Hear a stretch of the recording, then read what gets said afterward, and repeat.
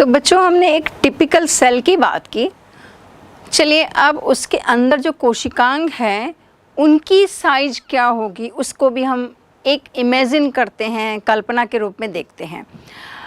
तो यदि कोशिका का पैमाने के आधार पर प्रारूपिक चित्र बनाएंगे तो इसमें कोशिका एवं उसके कोशिकांगों का संबंध किस तरीके से होगा, तो देखते हैं। चलिए, कोशिका का व्यास, आप व्यास समझते हैं, है ना।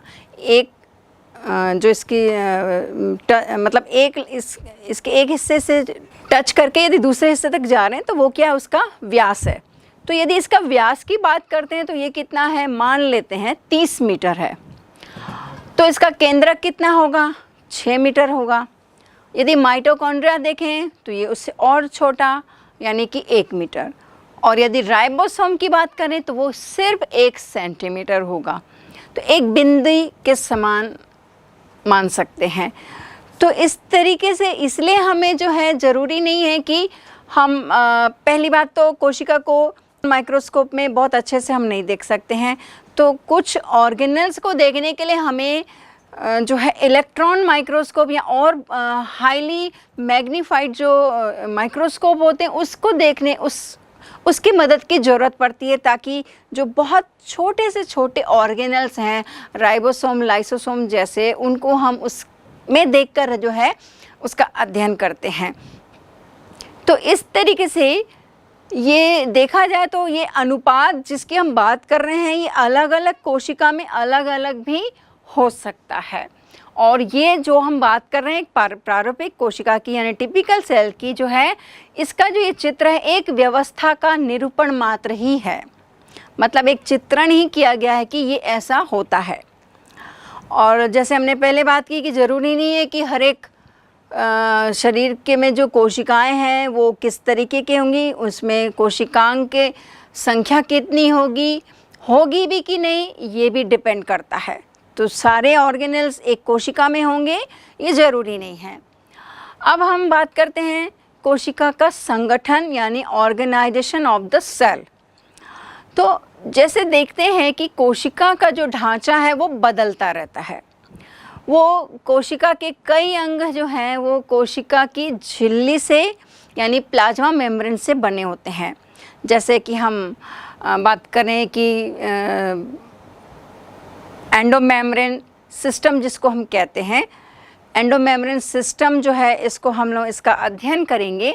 और इस एंडोमेम्ब्रेन सिस्टम में जो है, जैसे एंडोप्लाज्मिक रेटिकुलम है जिसको अंतःप्रद्रवी जालिका कहते हैं, गोल्जी बॉडी है, लाइसोसोम्स हैं, प्लाज्मा मेम्ब्रेन है और न्यूक्लियर मेम्ब्रेन है।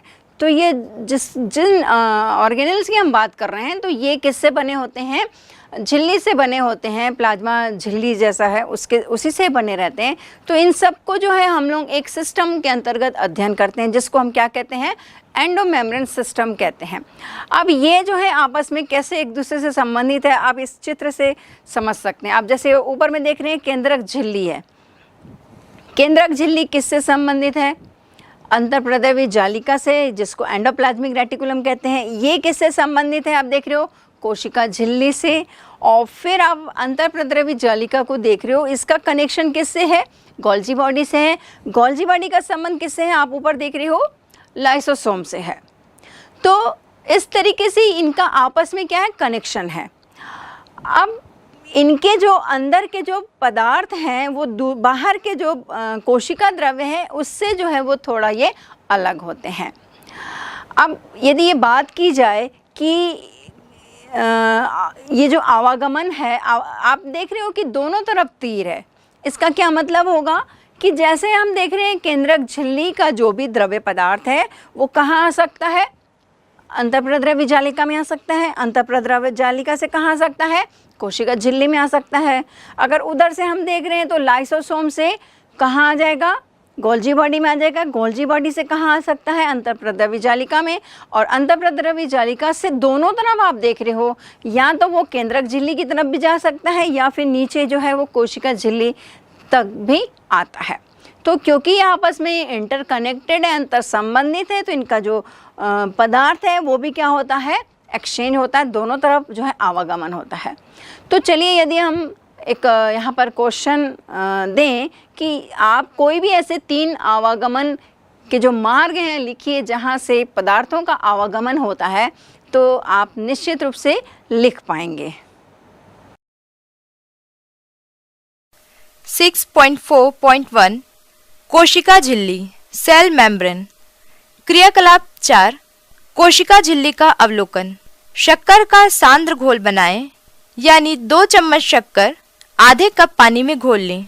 इस घोल की 2 बूंदें रियो की पत्ती की निचली सतह की परत पर डालें। इसके लिए आप नई स्लाइड भी बना सकते हैं या पूर्व क्रियाकलाप में बनी स्लाइड का उपयोग भी कर सकते हैं। इस स्लाइड को 5 मिनट के लिए रख दें, फिर इसे सूक्ष्मदर्शी से देखें। क्या गुलाबी रंग कोशिका के एक हिस्से में सिमट गया है? कोशिका के गुलाबी रंग वाले हिस्से की बाहरी सीमा ही कोशिका झिल्ली है। प्रारूपिक कोशिका में भी इसे देखने का प्रयास करें। यह बाह्य आवरण यानी कोशिका भित्ति से दूर हो गई है। इस अवस्था को कोशिका द्रव्य कुंचन कहते हैं। कोशिका द्रव्य संकुचित कैसे हुआ होगा? इसका कारण कोशिका में से पानी निकल जाना है। मगर क्या यहाँ पानी की सांद्रता से जुड़ी हुई कोई प्रक्रिया चल रही है? सोचिए कि अगर कोशिका के बाहर पानी की सांद्रता कम हो, चीनी के सांद्र घोल में कोशिका द्रव्य से कम पानी है, तो ज्यादा सांद्रता से कम सांद्रता की तरफ पानी का बहाव होगा। ऐसे ही जब सांद्रता के अंतर के कारण द्रव्यों का बहाव किसी झिल्ली के माध्यम से होता है तो उसे परासरण कहा जाता है। कोशिका झिल्ली कोशिका द्रव्य के आवागमन में महत्वपूर्ण भूमिका निभाती है। कोशिका झिल्ली की रचना इलेक्ट्रॉन सूक्ष्मदर्शी से ही देखी जा सकती है। यह मुख्य रूप से वसा एवं प्रोटीन की बनी होती है तथा यह लचीले स्वभाव की होती है। कोशिका झिल्ली कोशिका का आकार और उसकी सीमा का निर्धारण करती है तथा सुरक्षा का कार्य करती है। कोशिका झिल्ली से कोशिका के अंदर और बाहर के वातावरण में पदार्थों का चयनित रूप से आवागमन होता है, इसलिए इसे चयनात्मक पारगम्य झिल्ली कहते हैं। कोशिका झिल्ली चयनात्मक झिल्ली नहीं होती तो इसका कोशिका पर क्या प्रभाव पड़ता? क्या आप जानते हैं? प्रत्येक कोशिका झिल्ली पर ऐसे पहचान चिन्ह होते हैं जिनकी मदद से कोशिकाएं एक दूसरे को पहचानती हैं। इसका सजीवों के जीवन में बहुत महत्व है। जैसे कि जंतुओं में शुरुआती परिवर्धन के समय नई नई कोशिकाएं बनती है और एक जगह से दूसरी जगह स्थानांतरित होती हैं। उस समय कोशिका झिल्ली के पहचान चिन्ह के आधार पर ही कोशिकाएं एक दूसरे को पहचान लेती हैं। इस तरह से इनके बीच जुड़ाव बनता है और यही जुड़ाव ऊतकों तथा अंगों के बनने में महत्वपूर्ण भूमिका निभाता है। इसके अलावा सजीव के शरीर में यदि कोई बाहरी कोशिका आ जाए तो शरीर की कोशिकाएं उसे अन्य विजातीय कोशिका के रूप में पहचान पाती हैं। क्रियाकलाप 5 अंडे की झिल्ली का अवलोकन। इस क्रियाकलाप के लिए हमें अंडा, सिरका, शक्कर का सांद्र घोल, बीकर, पानी की जरूरत पड़ेगी। अंडे को सिरके में 4 से 5 दिन तक रखें। समय समय पर उसे घुमाते रहें जिससे अंडे के ऊपर का कवच जो कैल्शियम कार्बोनेट का बना होता है वह घुलकर हट जाए। इसके बाद अंडे के ऊपरी पतली झिल्ली दिखने लगेगी। यही कोशिका झिल्ली है। शक्कर का सांद्र घोल बीकर में लें। इस अंडे को बीकर में रख दें। लगभग 10 मिनट के बाद इसका अवलोकन करें। देखिए इस अंडे में क्या परिवर्तन हुआ। परिवर्तन का क्या कारण हो सकता है? तो बच्चों, अब हम कोशिका के विभिन्न कोशिकांगों की बात करते हैं। उसको गहराई से जानने का प्रयास करते हैं कि उसकी संरचना क्या होती है और उसका कार्य क्या होता है। हर एक कोशिकांग की संरचना और कार्य में जो है वो विभिन्नता होती है। तो सबसे पहले हम देखते हैं कोशिका झिल्ली। कोशिका झिल्ली जो है वो हमने चित्र में जैसे देखा था कि जो चारों तरफ जो एक झिल्ली आप देख रहे हैं वो क्या कहलाती है? कोशिका झिल्ली या प्लाज्मा मेम्ब्रेन कहलाती है।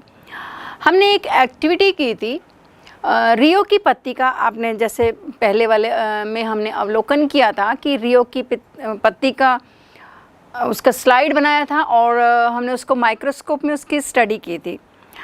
अब यदि वही स्लाइड लेकर हम उस जो रियो की पत्ती है उसको चीनी के सांद्र घोल में यदि रख देते हैं कुछ समय के लिए, ये आप घर में भी कर सकते हैं। और जैसे आपने कोई पत्ती जो है वो सांद्र घोल बना लिया, चीनी का बना लिया या नमक का बना लिया, उसमें कोई सी भी पत्ती आप डाल दीजिए। आप उसको कुछ घंटों के बाद देखेंगे तो वो आपको कैसे दिखाई देगी, सिकुड़ी हुई दिखाई देगी। तो ऐसे ही जब हम रियो की पत्ती का यदि क्रियाकलाप करते हैं, उसका चीनी के सांद्र घोल में डालकर कुछ घंटों के बाद यदि हम उसको माइक्रोस्कोप में देखते हैं तो जो है वो कैसे दिखाई देगी, उसमें जो है एक वॉल जो है वो मतलब एक भित्ति जो है वो अलग हो जाती है। ये इस तरह का आप चित्र जैसे देख रहे हैं वैसे दिखाई देता है। तो अंदर वाला जो है वो कोशिका झिल्ली है जो उससे कोशिका भित्ति से क्या हो जाती है, अलग हो जाती है। अभी मैंने जैसे आपको बात की कि यदि आप घर में भी यदि ये प्रयोग करते हैं, चीनी के सांद्र में यदि कोई पत्ती डालते हैं तो वहाँ क्या होता है, उस प्रोसेस को समझने का प्रयास करते हैं। दरअसल कोशिकाओं में क्या होता है, पानी होता है, आप जानते हैं। तो ये पानी जो है चूँकि बाहर का जो माध्यम था, वो चीनी का जो सांद्र घोल था वो क्या था, गाढ़ा था, वहाँ पानी की मात्रा कम थी। तो कोशिकाओं के अंदर जो कोशिका द्रव्य में जो पानी रहता है वो कहाँ जाता है, इस कोशिका झिल्ली से पार होकर वो कहाँ आ रहा है, बाहर के माध्यम में आ रहा है, यानी चीनी के घोल में वो आता है। तो यहाँ पर ये प्रोसेस क्या हो रही है कि सांद्रता में अंतर है। अंदर का सांद्र जो सांद्रता है पानी की वो ज़्यादा है और बाहर जो है वो कम है। तो सांद्रता में अंतर होने के कारण पानी का बहाव कहाँ हुआ, ज़्यादा से कम की ओर होता है। तो ये एक विज्ञान की एक फिनोमेना है, यानी घटना है, जिसको परासरण कहते हैं, यानी ऑस्मोसिस कहते हैं। तो इस तरीके से ये यदि हम इसकी टर्मिनोलॉजी की बात करें तो ये जीव द्रव्य कुंचन कहलाता है, यानी प्लाज्मोलाइसिस कहलाता है। तो जो आप घर में भी एक्सपेरिमेंट करेंगे तो वहाँ भी यही प्रोसेस होती है कि वहाँ जो पानी है, पत्ती के अंदर का जो पानी है वो कहाँ आ जाता है, बाहर के माध्यम में आ जाता है। तो इस तरीके से पहले अब हम कोशिका झिल्ली की बात कर रहे हैं। तो कोशिका झिल्ली जो है वो किसकी बनी होती है, वसा और प्रोटीन की बनी होती है। इसके कुछ मॉडल जो हैं वो दिए थे, डेनियल एंड डेविडसन ने दिए थे। तो वो हम डेनियल एंड डेविडसन ने दिए थे, उसको हम लोग आगे की क्लासेस में पढ़ेंगे। अभी हम बेसिकली देखते हैं कि वो किससे बनी हुई है, वसा और प्रोटीन की बनी होती है। तो ये जो कोशिका झिल्ली है वो क्या करती है, किसी भी कोशिका का बाहरी आवरण है तो ये उसकी सीमा निर्धारित करती है, उसका एक निश्चित आकार भी बनाती है। तो इस तरीके से ये कोशिका झिल्ली जो है बेसिकली कहा जाए ये चयनात्मक होती है। इसको चयनात्मक पारगम्य झिल्ली भी कहते हैं। अब चयनात्मक से आप क्या समझ पा रहे हैं कि चयन करना। अभी जैसे हमने बात की कि कोशिका झिल्ली जो है वो क्या कर रही है, पदार्थों के आवागमन में उसकी जो है वो उसकी मदद से ही आवागमन हो रहा है पदार्थों का। तो अब कौन सा पदार्थ अंदर आएगा और कौन सा पदार्थ कोशिका के अंदर का बाहर जाएगा, ये कैसे डिसाइड करेंगे। तो ये कोशिका झिल्ली ही डिसाइड करती है, यानी जिसकी ज़रूरत रहती है वो कोशिका के अंदर आता है इस झिल्ली के माध्यम से, और जो नहीं है ज़रूरत वो इसी झिल्ली के द्वारा क्या होता है, बाहर जाता है। तो इस तरीके से ये चयन का काम करती है, इसलिए इसको चयनात्मक पारगम्य झिल्ली कहते हैं। जैसे झिल्लियाँ जो हैं और भी होती हैं, एक अपारगम्य झिल्ली होती है, एक अर्धपारगम्य झिल्ली होती है और एक पारगम्य झिल्ली होती है। तो अपारगम्य झिल्ली से आप क्या समझ रहे हैं कि जिसमें जो है विलायक और विलेय के अणुओं का क्या होगा, आवागमन नहीं होगा, यानी वहाँ पर जो मिलन है यानी प्रोसेस है वो वहाँ पर नहीं होगी। और यदि पारगम्य झिल्ली बोलें तो विलेय और विलायक, आप यहाँ जैसे हम कुछ पिक्चर के जरिए बता रहे हैं कि विलेय और विलायक का जब मतलब उसमें डिसाइडेड नहीं है, चयनात्मक प्रोसेस नहीं हो रही है, वो कोई भी है वो हो जा रहा है। लेकिन अर्धपारगम्य झिल्ली में क्या होता है, कुछ निश्चित रूप से चयनित जो है वो अणु ही क्या होते हैं, वो ही पार हो सकते हैं। लेकिन यहाँ पर हम कोशिका झिल्ली को चयनात्मक कह रहे हैं। तो चयनात्मक का मतलब है कि ज़रूरत के हिसाब से ही, आवश्यकता के आधार पर ही अणु जो है वो कोशिका के अंदर आएंगे और जिनकी ज़रूरत नहीं है वो बाहर जाएंगे। तो ये चयनात्मक हो गई। अगर ये चयनात्मक नहीं होती तो ये क्या हो सकता था, आप इस पर सोचिएगा। और यदि हम इसके कार्यों की बात करते हैं तो आवागमन में ये मुख्य भूमिका इसकी रहती है और फिर सुरक्षा का काम भी जो है वो इसके ज़रिए ही होता है। अब हम दूसरे कोशिका भित्ति की बात करते हैं, सेल वॉल की बात करते हैं। जैसे हमने पहले ही बात की कि ये सेल वॉल जो है किसी भी पादप कोशिका की अनूठी विशेषता है। अनूठी क्यों है? क्योंकि ये जो है उसको एक ढांचा प्रदान करती है, सुरक्षा प्रदान करती है और ये कठोर और मजबूत होती है, साथ ही छिद्रमय भी होती है। और मुख्यतः बात जो है, ये सेल वॉल जो है वो किससे बनी होती है? सेलुलोज से बनी होती है। ऐसे आपने जो पहला चैप्टर है यानी जीवों का वर्गीकरण है, उसमें भी हमने बैक्टीरिया यानी मोनेरा किंगडम के में देखा था कि जो बैक्टीरिया होते हैं उनमें भी सेल वॉल होती है, लेकिन उनकी कोशिका भित्ति जो है वो अलग पदार्थों से बनी होती है। तो यदि आपको क्वेश्चन आता है कि पौधों की कोशिका भित्ति किससे बनी होती है, तो ये किससे बनी होंगी? सेलुलोज से बनी होंगी। अब ये सेल वॉल जो है, जैसे हमने पिछली वाली एक्टिविटीज़ में माचिस की तीली का जो है कोशिका का अध्ययन किया था, तो उसमें पिक्चर आप देख रहे थे ऐसे दिखाई दे रहा था, होल होल आप देख रहे हो, छोटे छोटे गोल गोल हेक्सागोनल स्ट्रक्चर देख रहे हो। तो ये क्या है? ये असल में सेल वॉल ही है। कोशिका जब मृत हो जाती है तो इसी तरह की ही दिखाई देती है। ऐसे ही रॉबर्ट हुक ने भी क्या किया था, जब कॉर्क सेल में अध्ययन किया था माइक्रोस्कोप में, तो उनको भी ऐसे ही जैसे हम बात करते हैं ना मधुमक्खी के छत्ते के समान उस संरचना को देखा था, जिसको उन्होंने सेल नाम दिया था। तो असल में ये क्या था? कोशिका भित्ति ही थी। तो इस तरीके से ये कोशिका भित्ति जो है उच्च वर्गीय पौधों में आधारीय ढांचा बनाती है और मजबूती प्रदान करती है।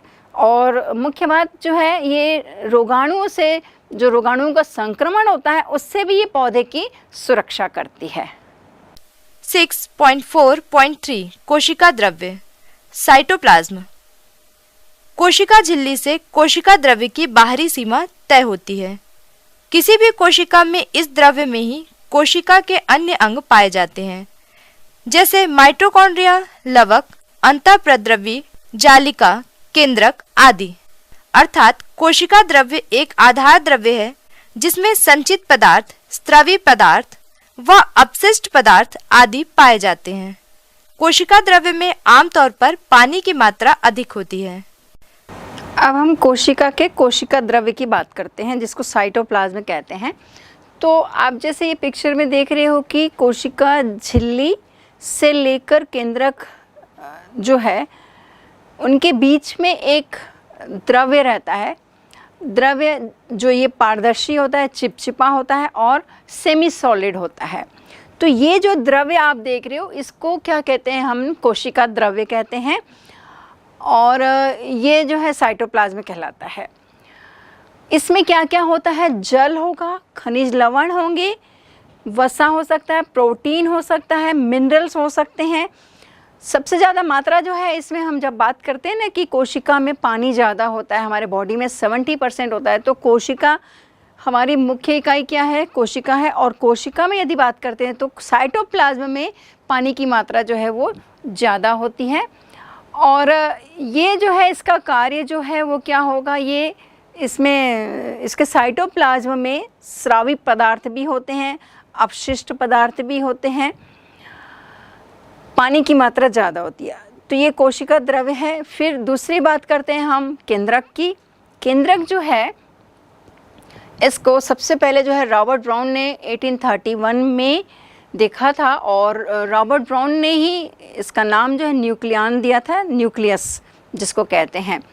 केंद्रक जो है कोशिका का नियंत्रण कक्ष होता है, जिसको कंट्रोलिंग रूम कहते हैं। तो पूरी जो कोशिका का जो नियंत्रण है वो ये केंद्रक ही करता है। अब केंद्रक को यदि हम ध्यान से देखते हैं तो इसमें धागे जैसी रचनाएं होती हैं जिसको क्रोमेटिन कहते हैं। अब ये क्रोमेटिन जो है वो आनुवांशिक पदार्थ से बने होते हैं जिसको डीएनए कहते हैं, यानी डीऑक्सीराइबोज न्यूक्लिक एसिड कहते हैं। आगे की कक्षाओं में आप इसका और भी डिटेल अध्ययन करेंगे। तो ये जो है क्रोमेटिन किससे बना हुआ है? डीएनए से बना हुआ है। अब जब विभाजन की बात आती है, कोशिका क्या होता है? कोशिका में विभाजन होता है। तो कोशिका जब विभाजित होती है तो उस समय ये जो क्रोमेटिन धागे नुमा रचना है वो छोटे छोटे छड़ के रूप में, आप ये जैसे देख रहे हो, छड़ के रूप में उसका आकार हो जाता है, मोटे और छोटे हो जाते हैं। जो पतले लंबे धागे नुमा रचना रहती है ना, वो छोटी और मोटी हो जाती है। अब हम इसको गुणसूत्र कहते हैं। अब गुणसूत्र की बात करें तो जैसे हम ह्यूमन बींग हैं, इसमें गुणसूत्रों की संख्या जो वो निश्चित होती है। जैसे हमारे में है, एक कोशिका में 46 गुणसूत्र होंगे, यानी क्रोमोसोम होंगे। हर एक जीव में अलग अलग हो सकते हैं। और पूरी जाति जो है, कहना चाहिए जैसे हम मनुष्य की जाति है, सभी में कितने रहेंगे? 46 ही रहेंगे। यदि हम मंकी की बात करें तो उसमें अलग होगा। जो एप्स हैं जैसे गौरिल्ला वगैरह हैं, उनकी बात करें तो उनमें अलग होगा। लेकिन वो जो पूरी जाति है, स्पीशीज़ है, उनमें एक ही नंबर होगा। तो ये उसकी विशेषता होती है। तो ये गुणसूत्र कहलाते हैं।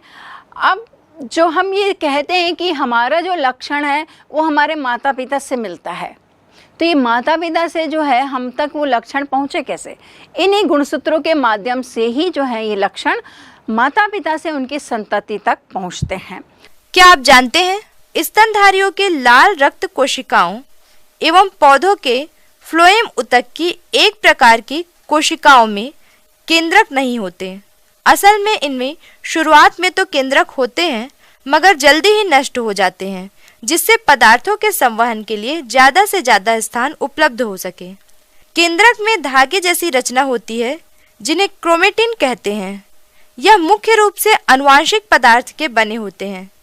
जैसे ही कोशिका विभाजन के लिए तैयार होती है, ये क्रोमेटिन छड़ों का रूप ले लेते हैं, तब इन्हें गुणसूत्र क्रोमोसोम कहते हैं। क्या आप जानते हैं, एसिटाबुलेरिया का प्रयोग केंद्रक ही गुणों का निर्धारण करता है। इसका स्पष्ट प्रमाण सर्वप्रथम जर्मन जीव वैज्ञानिक जोकिम हेमरलिंग ने 1934 में एक समुद्री शैवाल एसिटाबुलेरिया पर प्रयोग कर बताया। यह समुद्री शैवाल एक कोशिकीय जीव है। इसके 3 भाग होते हैं, आधार, डंठल, टोपी। अलग अलग जातियों में टोपी अलग अलग आकार की होती है, किसी में उल्टे छाते के समान तो किसी में फूल के समान। टोपी काटने पर फिर से टोपी उग जाती है। हेमरलिंग ने फूल जैसी टोपी वाले शैवाल का केवल आधार लिया और फिर इस पर एक छाता जैसी टोपी वाले शैवाल का डंठल रोप दिया। इससे जो टोपी उगी वह छाते और फूल का मिला जुला रूप थी। इसका मतलब यह हुआ कि आधार में उपस्थित कुछ पदार्थ और डंठल में मौजूद कुछ पदार्थ मिलकर इसका रूप तय कर रहे थे। हेमरलिंग ने इस टोपी को और भी काट दिया और अब की बार जो टोपी उगी वह फूलनुमा थी। मतलब अब इसका रूप पूरी तरह आधार पर निर्भर था, अर्थात आधार से निकला कोई पदार्थ टोपी का रूप तय करता है। हेमरलिंग यह देख ही चुके थे कि इस शैवाल का केंद्रक आधार में होता है। कई प्रयोगों के आधार पर जीव वैज्ञानिक इस निष्कर्ष पर पहुंचे कि केंद्रक में उस जीव की हर प्रकार की कोशिका बनाने की जानकारी होती है। केंद्रक को कोशिका का नियंत्रण कक्ष क्यों कहा जाता है? अगर हम इसके केंद्रक के संरचना की बात करें तो केंद्रक झिल्ली व केंद्रक के बीच जो आप ये जो झिल्ली देख रहे हो, ये केंद्रक झिल्ली कहलाती है। तो ये केंद्रक झिल्ली के बारे में आपने और भी पढ़ा होगा। पहला चैप्टर जो है जीवों का वर्गीकरण, इसके कारण ही आपने याद होगा कि इसकी उपस्थिति और अनुपस्थिति के आधार पर ही जो है जीवों को 2 जगत में बांटा था, 2 भागों में बांटा था। यानी एक प्रोकैरियोटिक है और एक यूकैरियोटिक है। तो जिसमें केंद्रक झिल्ली नहीं होगी वो प्रोकैरियोटिक कहलाएंगे, जैसे बैक्टीरिया वगैरह रहते हैं, और जिनमें ये झिल्ली होगी उसको हम क्या कहते हैं? यूकैरियोटिक कहते हैं। तो ये एक आधार बनती है। ठीक है, अब हम इसके कार्य की बात करते हैं केंद्रक के। तो कोशिका की वृद्धि का निर्धारण जो है, कितना ये वृद्धि करेगी, ग्रोथ होगा, वो किस पे डिपेंड करेगा, ये केंद्रक पर करेगा। इसलिए हमने क्या बोला, इसका पूरा जो संचालन है कोशिका का वो कौन कर रहा है, केंद्रक करता है।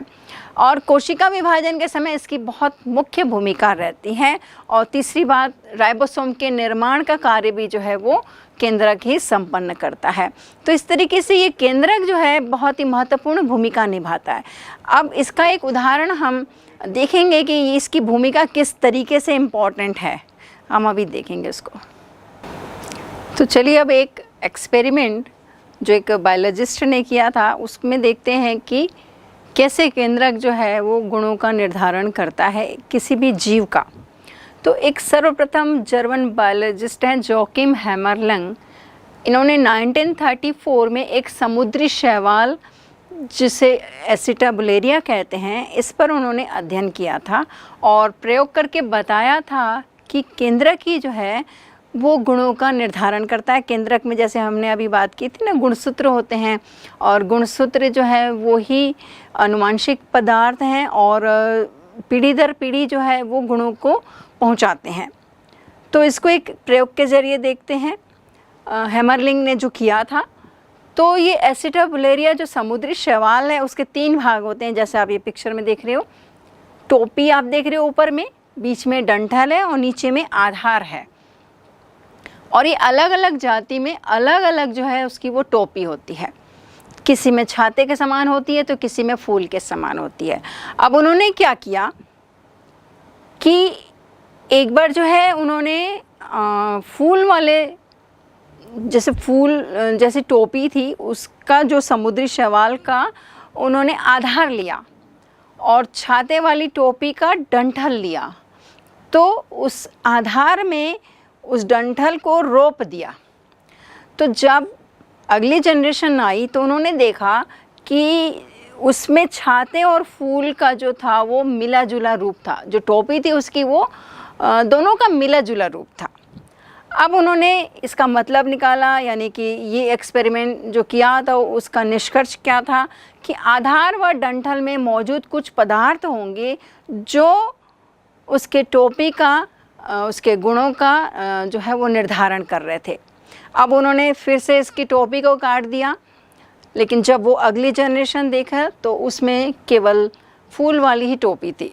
तो तब भी उन्होंने निष्कर्ष निकाला कि आधार में कुछ ऐसा पदार्थ है, आधार वाले हिस्से में उसके में कुछ ऐसा केंद्रक है, यानी कहना चाहिए वो ही क्या कर रहा है, उसके गुणों का निर्धारण कर रहा है, उसकी संरचना कैसी होगी निर्धारण कर रहा है। तो इस तरीके से वैज्ञानिकों ने बाद में बताया कि केंद्रक में ही जो है वो किसी भी जीव की कोशिका बनाने की क्षमता रहती है, यानी उसमें वो गुण जो है वो निहित रहते हैं और उसी के ज़रिए ही वो बन सकता है। तो इस तरीके से केंद्रक जो है वो किसी भी कोशिका का क्या रहता है, कंट्रोलर रहता है। कोशिका किस तरीके से कब विभाजन होगा, उसकी वृद्धि क्या होगी, तो पूरा नियंत्रण जो है वो केंद्रक पर होता है। अब एंडोप्लाज्मिक रेटिकुलम यानी अंतःप्रद्रवी जालिका की बात करते हैं। तो इसकी जो है खोज पॉटर, क्लाउड, फुलेम ने की थी और इसको टिश्यू कल्चर में खोजा था। ये जो एंडोप्लाज्मिक रेटिकुलम है, embryonal cell, egg cell and RBC को छोड़कर बाकी सभी कोशिकाओं में ये पाया जाता है। हमने जैसे पहले भी बात की थी कि ज़रूरी नहीं है कि सारे ऑर्गेनेल्स जो हैं वो सभी कोशिकाओं में पाए जाते हैं। तो अभी जैसे हमने ये बात की कि ईआर जो है ये कुछ कोशिकाएं जो है embryonal cell, egg cell and RBC में ये नहीं पाया जाता है, बाकी सारी कोशिकाओं में ये पाया जाता है। अब ये ईआर जो है वो उसकी जो संरचना है वो झिल्ली युक्त ऐसी नलिकाएं होती हैं और थैले भी होते हैं, यानी छोटे छोटे थैले के समान संरचना होती है। तो इस तरीके से एक बड़ा जाल बनता है। आप ये केंद्रक के पास जैसे देख रहे हो, ये जालनुमा जो संरचना है वो क्या है, एंडोप्लाज्मिक रेटिकुलम है। तो यदि इसको हम इलेक्ट्रॉन माइक्रोस्कोप में देखते हैं तो ये कहीं पर रफ दिखाई देती है तो कहीं पर ये स्मूथ दिखाई देती है, यानी कहीं पर ये खुरदुरी ईआर दिखाई देती है और कहीं पर ये चिकनी दिखाई देती है। तो जो खुरदुरी ईआर है मतलब अंतःप्रद्रवी जालिका है तो वो क्यों है खुरदरी, ये रफ क्यों है? क्योंकि वहाँ पर जो है वो राइबोसोम पाया जाता है, और राइबोसोम जो है वो प्रोटीन संश्लेषण का कहना चाहिए वो फैक्ट्री है। तो यहाँ पर जो RER जिसको बोलते हैं, रफ एंडोप्लाज्मिक रेटिकुलम जो है, उसमें राइबोसोम होता है, और राइबोसोम का क्या काम है? प्रोटीन संश्लेषण का काम है। और दूसरा जो है स्मूथ ER है, यानी कि स्मूथ एंडोप्लाज्मिक रेटिकुलम जो है, इसमें राइबोसोम नहीं होता है। ये SER जो है वो वसा बनाने में मदद करता है। तो इस तरीके से जो यहाँ पर जो ये बनते हैं प्रोटीन जो बनता है, ये प्रोटीन और वसा जो है वो गोल्जी बॉडी तक पहुँचाया जाता है। और यदि बेसिकली ER की बात करते हैं, यानी अंतःप्रद्रवी जालिका की बात करते हैं, तो ये जो है साइटोप्लाज्म को सपोर्ट प्रदान करता है, यांत्रिक सहारा प्रदान करता है। और जैसे हमने पहले मेम्ब्रेन सिस्टम में भी देखा था कि इसका जो है वो कनेक्शन रहता है दूसरे और झिल्ली नुमा जो संरचनाएं रहती हैं उससे होता है। तो इस तरीके से ये पदार्थों का आवागमन में ये जो है वो मदद करती हैं।